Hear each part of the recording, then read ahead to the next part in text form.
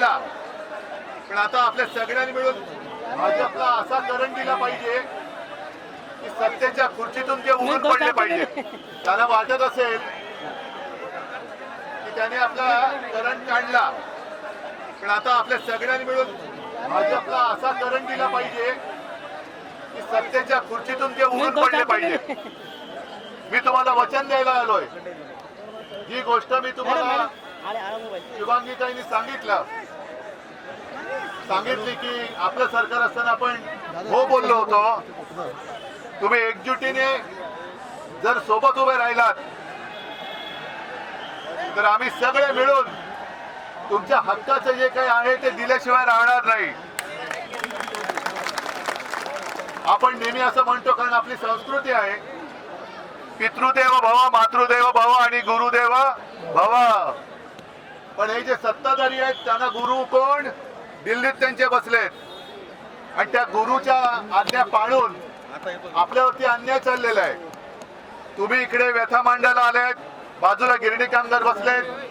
एकूणच काय की महाराष्ट्रामध्ये जो भूमिपुत्र आहे, मराठी माणूस आहे, त्याला चिरडून टाकण्याचा विडा या दिल्लीच्या गुलामाने इथे घेतलेला आहे.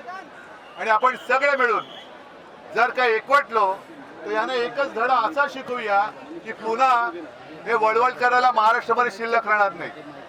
मी तुम्हाला मुद्दा म्हणून तुमचं कौतुक करायला आलो की तुम्ही एकजुटीने इकडे आलेला आहात. शिवसेना पूर्ण ताकदीने तुमच्या सोबत खांद्याला खांदा लावून हा आपला लढा जिंकेपर्यंत सोबत राहील हे तुम्हाला वचन देतो. आणि विजय मिळवायच्या वेळेला मी पुन्हा येईन. म्हणजे पुन्हा येईन मी हे आता फार बदनाम झालेलं आहे, तर तसा नाही. मी एकदा वचन दिलं म्हणजे दिलं. त्याच्यामुळे तुम्हाला वचन देतो की विजय मिळेपर्यंत आता आपण थांबायचं नाही, आणि विजयोत्सव सुद्धा याच आझाद मैदानामध्ये आपण साजरा करूया यासाठी शुभेच्छा देतो. जय हिंद, जय महाराष्ट्र.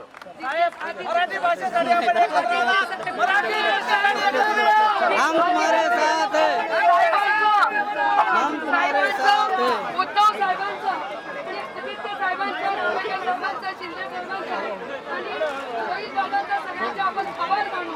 तुम्ही काल बोलत होता ताई उद्धव साहेब असले पाहिजे, उद्धव साहेब चले, उद्धव साहेब विजय ओके हवे असेल तर ट्रान्सफर घे.